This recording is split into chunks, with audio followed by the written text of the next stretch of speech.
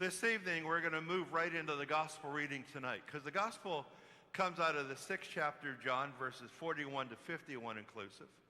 There's a little section in today's gospel reading that if we listen to it, we learn it, we adopt it into our lives, we can make our church, our community, our country, our world a much better place to live, because we can eradicate just about complaints. And I think that's something everyone would enjoy. So what we're going to look at is what I believe is one of the most important verses of the gospel, verse 43. Let's take a look at verse 43, again, coming out of the 6th chapter of John. So just follow along with me. It's a short little verse. Jesus answered and said to them, "Stop murmuring among yourselves." So as you're looking at that verse, what I want you to do outside of the word Jesus, because the word Jesus is always going to be the most important word in any verse.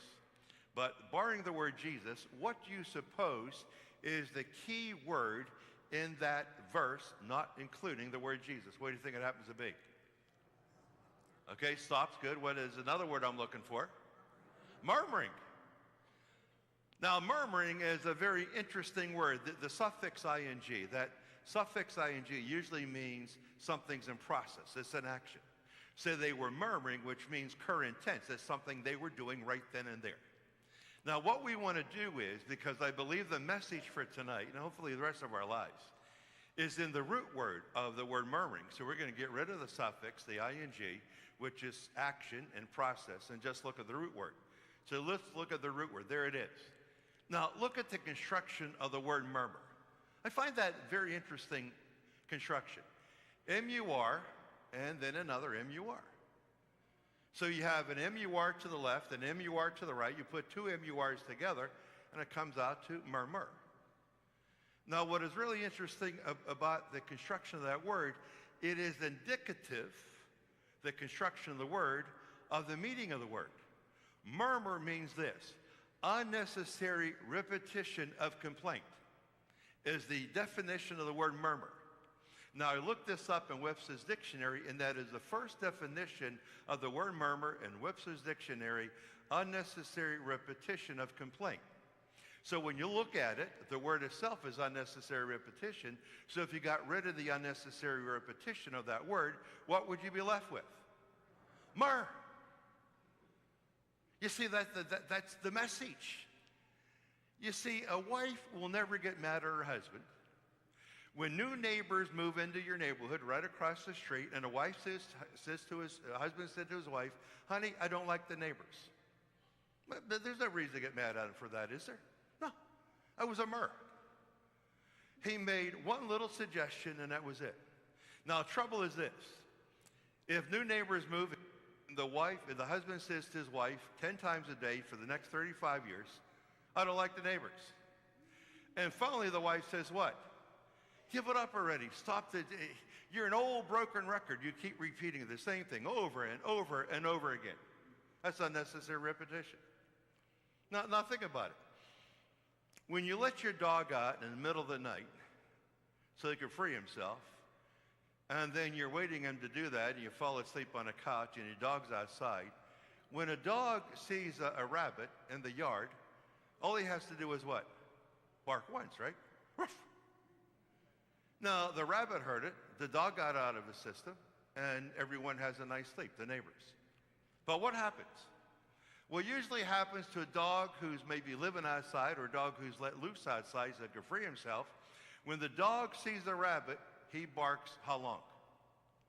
For an hour or two if you let him out there. Now, the little rabbit, he already went home, he's back in his hole, he's sleeping, and the dog is still out there barking for 2 hours. That's when the neighbors call you and they say what? "Tell the dog to stop barking. I'm going to call the cops." Because the dog is doing what? He's murmuring. Unnecessary repetition. Now, priests are very familiar with murmuring. It's so much unnecessary repetition. You see, everyone in life, we all have a right to murmur. One little teeny weeny time. You don't like something? You just simply say, "I don't like the color we painted the living room," and you never say it the rest of your life. You said it one time, that's it. You might say something about your town or your community. Something's going on. You might have something to say about the church. All you got to do is say it one time. Father, I don't like that song. That's good. I heard it once, and you're never going to say it the rest of your life. That's called a myrrh. Wouldn't it be nice if the people you know in your life would just myrrh? One teeny weeny little they say it once, they never say it the rest of their life. Hallelujah to that one, is what I say. And I think that's really the message. You know, that word murmur is an interesting word because the word construction of the word is indicative of its definition. Unnecessary repetition of complaint. That's a person who's on and on and on and on. They don't give it up. I know some people, they tell me the same thing all the time. And if I happen to be a giant eagle and I'm pushing my cart and I see them coming the other way, I just say to myself, hopefully they didn't see me, and I'll turn around and go the other way. Because when they come up to me, I like to say to them, don't say it, don't say it. I bet you I know what you're going to say. And they'll say, how did you know? And I'll say to them, you've been saying that 10 times a day for the last 10 years that I've known you. So there's the message right there.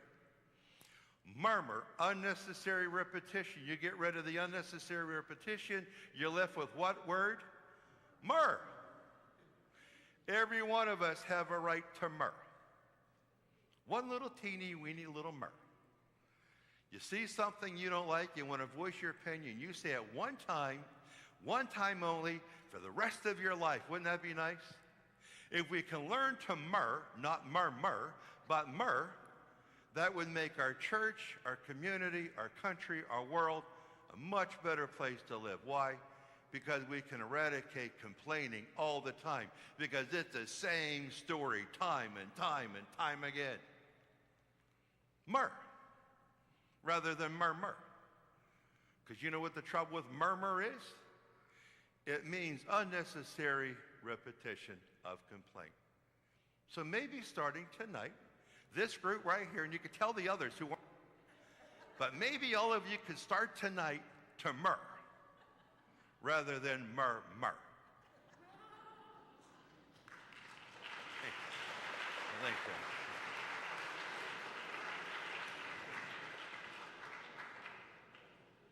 Now that you can do all the time, so you can murmur.